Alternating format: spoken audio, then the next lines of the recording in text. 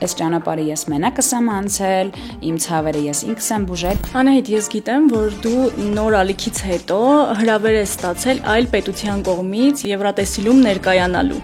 եւ դու մերժել ես։ Ծանոթանալով Գասոյայի հետ, Գորի հետ,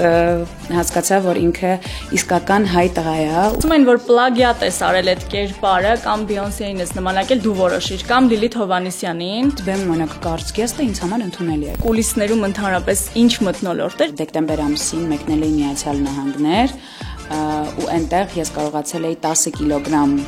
գիրանալ։ Այդ շրջանում ես այնքան էի տանջամահ անում ինձ, գլխապտույտ առաջացավ ու աչքերից դիմաց սևացել էր։ Ի սկզբանե քո գլխում կար մրցակից, որին ասում էիր կարող է ինքը հաղթի մեզ։ Դա ոչ միայն իմ երազանքն է, դա ընտանիքիս, ծնողներիս երազանքն է։ Ուզում եմ քեզ երգացնել այսօր։ Քեզ ինչպես ես կոչեմ հայրենիք իմ հայր։ Թիվ թվաբանություն, ճիշտը կռահելու հմտություն։ Ողջույն, եթերում թիվ թվաբանությունն է, նշանակում է եկել է խաղալու ժամանակը։ Այսօր իմ մրցակիցը շատ փորձառու է, որովհետև վաղ տարիքից մասնակցել է բազմաթիվ մրցույթների։ Վերջերս էլ հաղթանակով շատ սիրուն հաղթանակով վերադարձավ հայրենիք ու ուրախացրեց բոլորիս։ Անահիտ Հակոբյան, ողջույն։ Ողջույն Այդա ջան։ Ոնց ես։ Հրաշալի, դու ինչպես ես։ Շատ լավ, շատ ուրախ եմ, որ եկա, շնորհակալ եմ, որ ես տևես։ Խաղ ենք խաղալու, պատրաստ ես։ Այո։ Ինչպես նշեցի, դու շատ փորձառու ես մրցույթների իմաստով, այսօր հուսով եմ ինձ կհաղթես։ Մեզ հետ նաև ռոբոտիկն է այստեղ 963 է կոչվում նա, չնայած մեր հյուրերը անընդհատ գալիս են ու տարբեր անուններ են որոշում նրա համար, ինքդ էլ կարող ես ինչ-որ տարբերակ առաջարկել։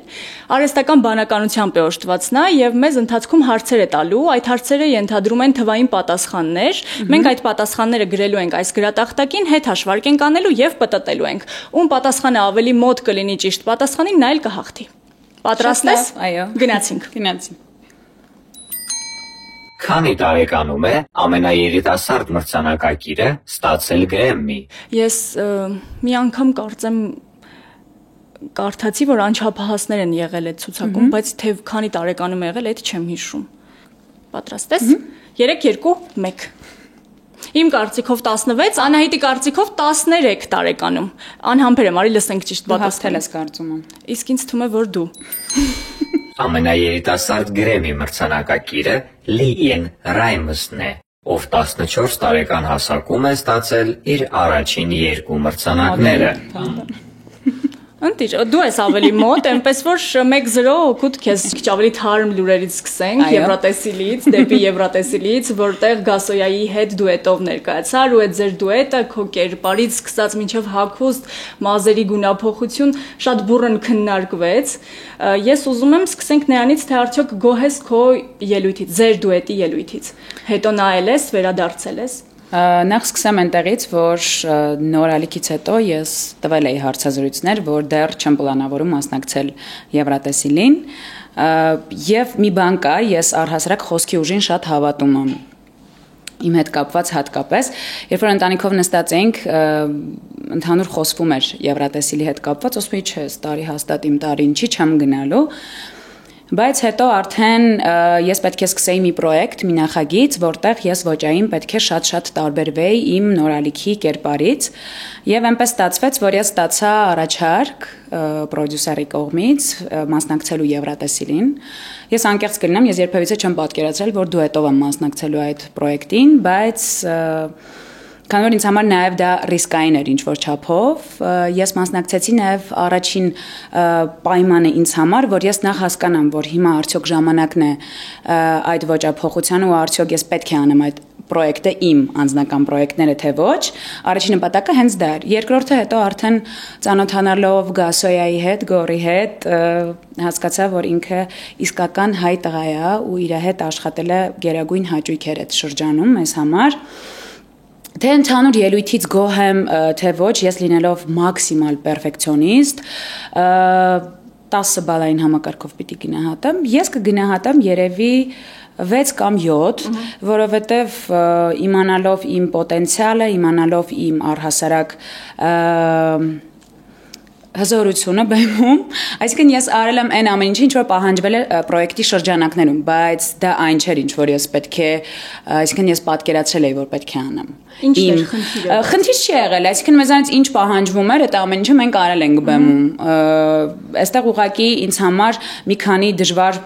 պահեր կար, առաջինը նախ ծանր հագուստներ, որ շատերը ասում են օրինակ դժվար է շարժվում, այո, սիրելիներս, հագուստս բավականին ծանր էր, ամբողջը Սվարովսկիներ եւ Մարկարտիա քարեր էին ու չգիտեմ, որ այդպես շատ վստահ մարդիկ խոսում են, ասում են դե մի քիչ օրինակ վատ էր ապարում։ Ես ասում եմ, եթե օրինակ դուք կարողանաք այդ զգեստը հագնել եւ ուղակի քայլել, ես ձեզ մեդալ կտամ։ Ես հագել էի այդ ծանր զգեստը պլյուս ես վերևում էի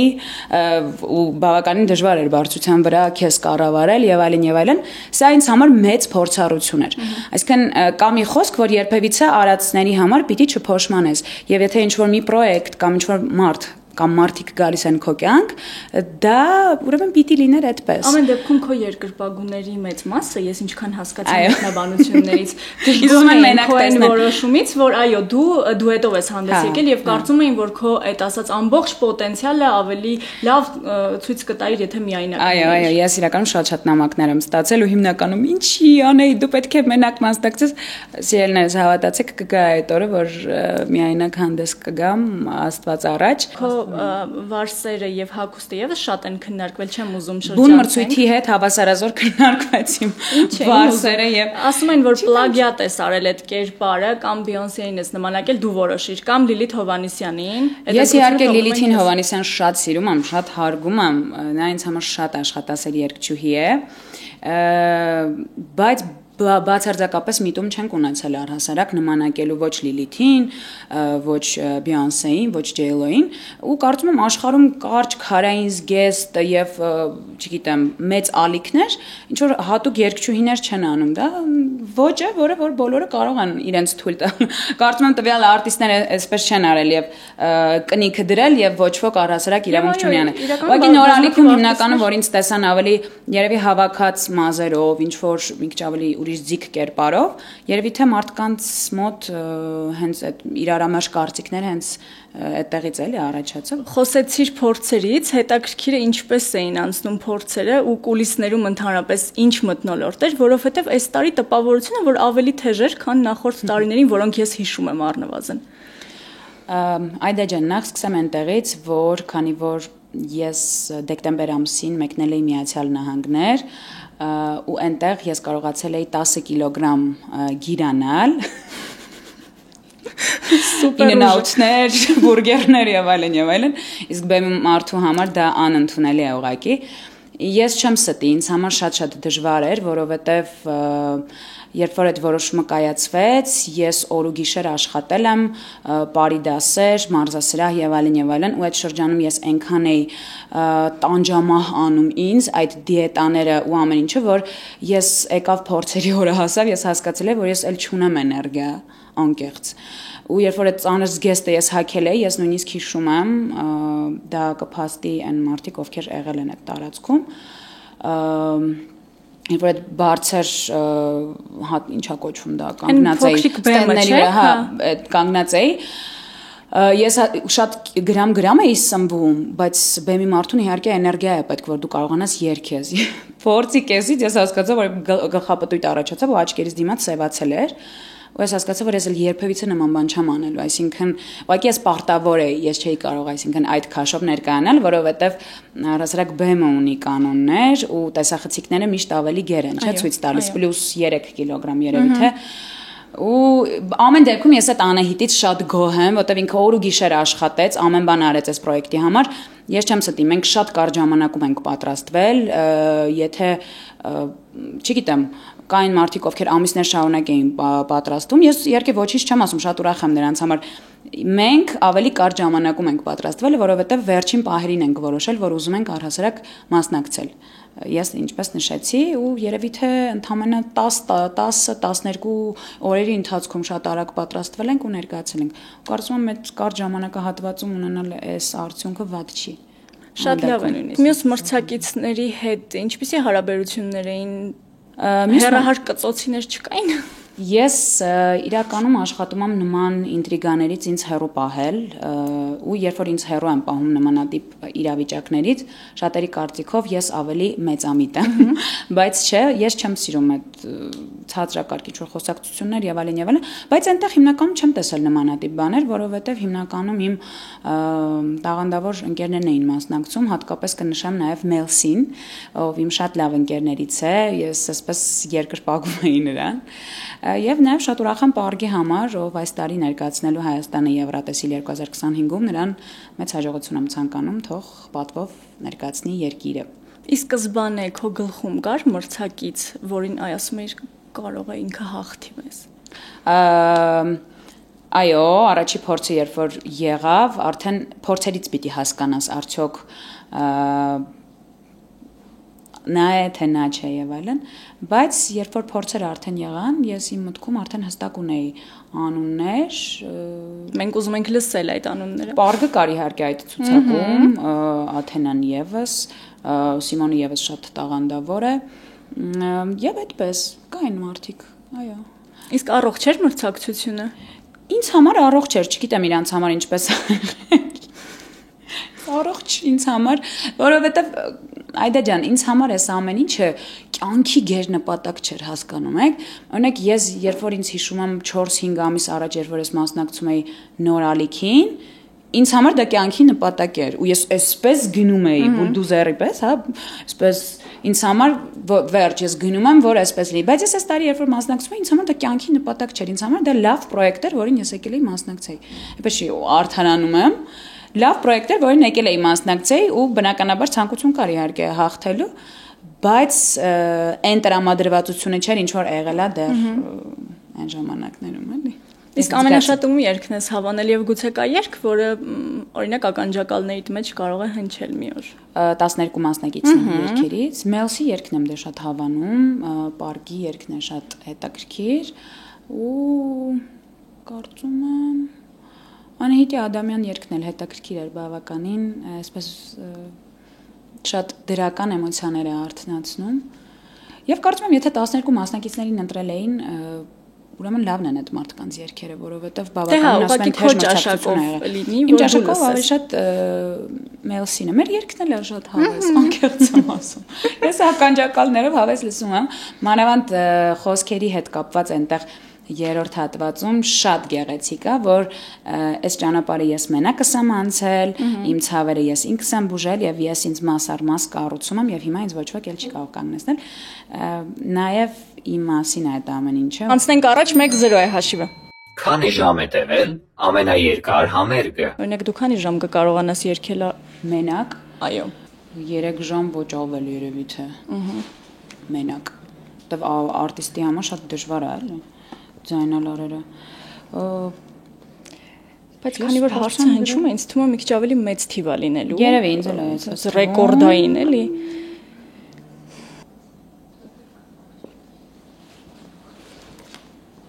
Իմ կարծիքով 16 ժամ, Անահիտի կարծիքով 28 ժամ։ Եթե խմբեր են եղել, գուցե։ Այդան հաղթեց կարծում եմ։ Իսկ ինձ թվում է, որ դու։ Լսենք։ Աշխարհում գրանցված ամենաերկար համերգը տեղի է ունեցել 2016 թվականին Նորվեգիայում, Տրոնհեյմ քաղաքում։ Համերգը տևել է 35 ժամ 40 րոպե։ Ես մոտ էի փաստորեն։ Դու ավելի մոտ էիր եւ 2-0 հաղթեցի։ Այո, վերջապես հյուր, որը ինձ հաղթում է։ Եկել ես այսօր բուլդոզերով, հա, ոնց որ թե դու երգում ես ժամանցային վայրում եւ բավականին համարձակ ու հետաքրքիր կերպարներով ու շոուներով ես ներկայանում։ Ինձ հետաքրքիր է ինչպիսին է հայ հանդիսատեսը։ Այնտեղ որտեղ որ ես աշխատել եմ, մի շրջան կար, որ երգում էի բենդային, որպես երգչուհի, հա, բենդով էի հանդես գալիս, հետո արդեն շոուներով էի հանդես գալիս, եւ դա եւս իմ կյանքի շատ հետաքրքիր շրջափուլ էր, որտեղ ես բացահայտեցի այդ շատ տարբեր ու հետաքրքիր էքսպերիմենտալ Անահիտ Հակոբյաններին, նրանք շատ են, ես անկեղծ կլինեմ։ Եվ կերպարները որպես այդպիսին, կարծում եմ բեմում համարձակ կերպարը որպես այդպիսին արդարացված է։ Ես օրինակ շատ կարճ հագուստ կամ եւ այլն դրսում հագնես քայլես իմ անունից եմ խոսում, իմ սուբյեկտիվ կարծիքն է, այդքան էլ չեմ ընդունում, բայց բեմում օրինակ կարճ գեստը ինձ համար ընդունելի է, որովհետեւ բեմը ունի կանոններ եւ արտիստը իրավունք ունի հագնելու այն գեստը, որը նա պատկերացնում է, այն գեստը, որը համապատասխանում է տվյալ ելույթին, պրոյեկտին եւ այլն եւ այլն։ Բայց ժամանցի վայրում էլ չեմ երգում հիմա, որովհետեւ որոշում արդեն կայացրեցի ինքս իմ մեջ, որ եկավ մի շրջան, որ ես պետք է արդեն շատ մեծ ուշադրություն դարձնեմ իմ անհատական գործունեությանը եւ աշխատեմ իմ անհատական արդեն ալբոմների, տեսահոլովակների, որովհետեւ երբ որ դու շաբաթական օրինակ 6 օր աշխատում ես, դա քեզանից մեծ էներգիա է խլում, իհարկե տալիս է շատ մեծ փորձառություն միաժամանակ, որովհետև այն տարին 2.5-3 տարի երևի թե համարյա կլինի, որ աշխատել եմ Կոբայում եւ ինձ համար ամենահետաքրքիր շրջանն է դա եղել, որովհետև մենք հանդես էինք գալիս շոուներով շատ տարբեր, որը մարդկանց շատ դուր էր գալիս բնականաբար։ Մենք դեռ պիտի գայինք քո անձնական գործունեությանը, բայց քանի որ թեման բացվեց ու խոսում ենք, միանգամից այդ հարցը տամ, իրոք տեսահոլովակներ, կարծես մեկն է, չէ, որ քո անձնական երգով տեսահոլովակ է ու տպավորություն է, որ ուշացնում ես, Անահիտ ջան, ուշացնում ես։ Երբ է լինելու տեսահոլովակները շուտով կլինի, ուղղակի ուզում եմ նաև մարդկանց ասել, որ սիրելիներս, տեսահոլովակները նկարահանել է, երգեր ձայնագրել է, դրանք ուղղակի այսպես չի տրվում այդ ամեն ինչը շատ հեշտ։ Այսինքն դու պիտի գաս այդ ճանապարհին հասնես, որովհետև այդ ամեն ինչը կապված է մեծ ֆինանսների հետ։ Այն պարագայում, երբ որ դու չունես պրոդյուսերներ, դու չունես հովանավորներ, դու self-made artist ես, հա, ինքնակերտ, ինքդ քեզ կերտող, դու ես քո ճանապարհը հարթում, դա մի քիչ ավելի դժվար է լինում։ Բայց եթե օրինակ լինեն հովանավորներ, բնականաբար տարվա կտրվածքով կարող ես օրինակ, չգիտեմ, 18 տեսահոլովակ ունենալ, բայց քանի որ մենք չենք ընտրում հեշտ ճանապարհներ, մերը մի քիչ դժվար եղավ, բայց արդարացված ամեն դեպքում թող սպասեն հաստատ կլինի այն ինչ որ Ռաչիկայում սպասենք տեսահոլովակների տեսքով նորությունների։ Շատ լավ։ Գնանք երրորդ փուլ արդեն 2-0 է հաշիվը ջախջախվում եմ այսօր։ Քանի կիլոգրամ է կշռել աշխարհի ամենագեր մարդը։ Աստված իմ։ Կշռել անցյալ ժամանակով է մահացել է այդ մարդը, այսինքն։ Ես չգիտեմ քանի կիլոգրամ, բայց տեսանյութեր կան, որ շատ չեն կարողանում տեղաշարժվել անգամ։ Երևի թե Այդան հաղթում է։ Ամեն անգամ ասում Այդան հաղթում է ու պտտում է, ինքն է հաղթում։ Գնացինք։ Տեսնեմ։ 279 կիլոգրամ Անահիտի կարծիքով։ Այս անգամ չէ։ Եվ 150 կիլոգրամ իմ կարծիքով տեսնենք։ Ռեկորդային թիվ պիտի լինի այն դեպքում։ Ամենագեր մարդը պատմության մեջ եղել է Ջոն Բրաուր Մինոքը, ում առավելագույն քաշը եղել է 600 կիլոգրամ։ Ես ավելի մոտ էի, հա։ 600 կիլոգրամ։ Աստված իմ։ Բայց իրականում 150 կիլոգրամ մեր շրջապատում էլ մարդիկ կան, էլի։ Դե լավ, այս իմ միամտության արդյունքն էր։ Անահիտ 3-0 եւ ես այլևս քեզ հաղթելու շանս չունեմ։ Անահիտ, դու բնությունից օժտված ես քո գեղեցկությամբ, բայց ես գիտեմ, որ դու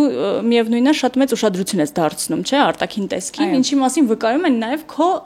ընտրած կերպարները նույնիսկ բեմում։ Ու ես հարցազրույցներից մեկն էի նայում, որ Գաբաջյանը պատմում է, թե ինչպես նորալիքի համար անգամ քո 12 օրյա առօրյա լուքերը նախապես պատրաստած գնացել եք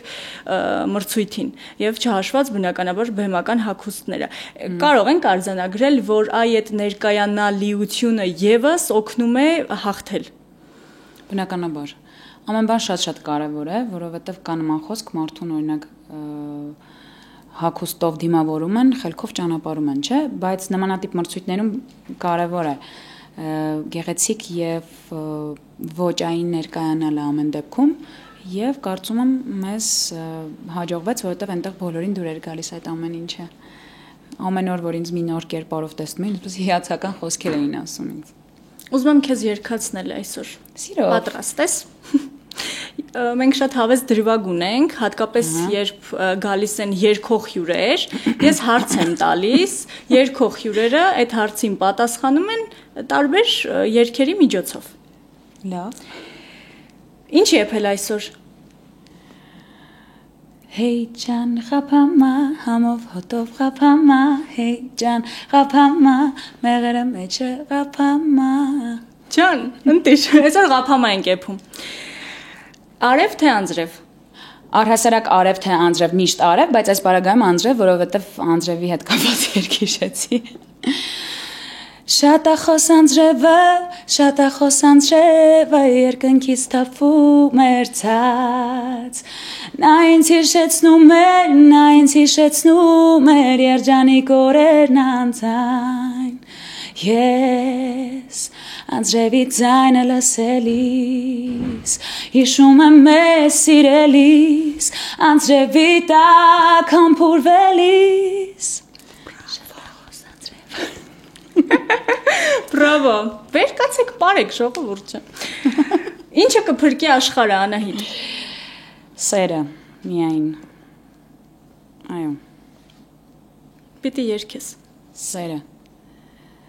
Սերը մեր չի մարել, արցունք է դարձել, լուր հոսել, մեզ բաժանել, սերը մեր չի մարել, նա չեմ հիշում արել, նա կապրի արհավետ, Ընտիր։ Պետք է սկզբանը երգացնելու, ես պահը ավելի դուրս գալիս։ Որտեղ ես պատկերացնում ապագատ։ Հայաստանում։ Պիտի երգես։ Հայաստանի մասին շատ գեղեցիկ երգեր կա, բայց որ երգեմ իմ հայ երկինքը երգեմ թե Վարդուհի Վարդանյանի Հայաստանը։ Քոնը երգի։ Չէ, եկեք Վարդու Հայաստանը երգեմ, ինձ համար բոլոր ժամանակների ամենագեղեցիկ Հայաստանի մասին երգն է։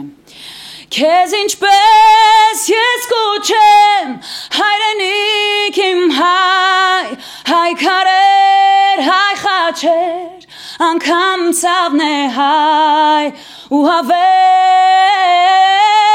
մի անուն, դու ես իմ սրտում, Հայաստան աշխարհ, դու ես իմ սրտում, Հայաստան աշխարհ։ Բրավո, բրավո, շատ սիրուն երգ ու շատ սիրուն կատարում։ Ոյ, շաքաղվեցի։ 3-0, շարունակում ենք, լսենք 4-րդ հարցը։ Գնացինք։ Աշխարհի քանի երկրում է նշվում կանանց միջազգային օրը։ Ոյ, կանանց միջազգային օրը։ Տարբեր միջազգային կառույցներ այդ օրը պաշտոնապես ընդունել են, ու կարծում եմ, որ բավականին շատ երկրներում։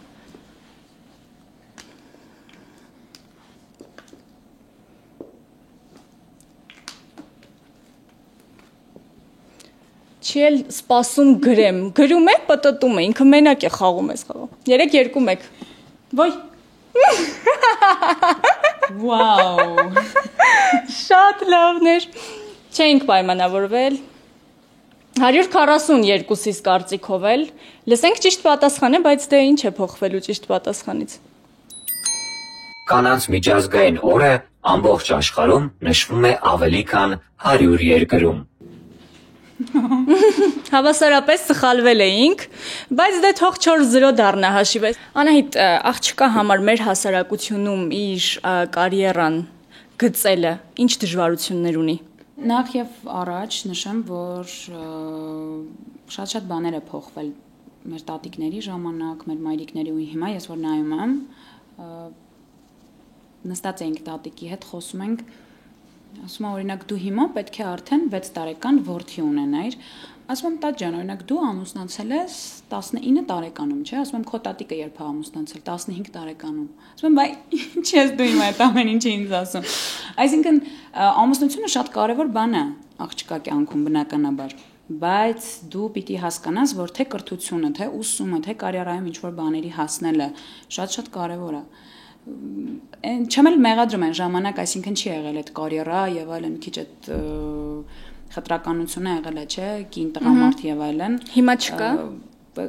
Եվ ինձ հետաքրքիր է, արդյոք դու բախվել ես քո կարիերայի ընթացքում սերով պայմանավորված խտրականության։ Գիտեմ, որ շատ արտահայտված չի, բայց գուցե ինչ որ ես չէ, բայց իմ ընկերուհիները շատ են բախվել, օրինակ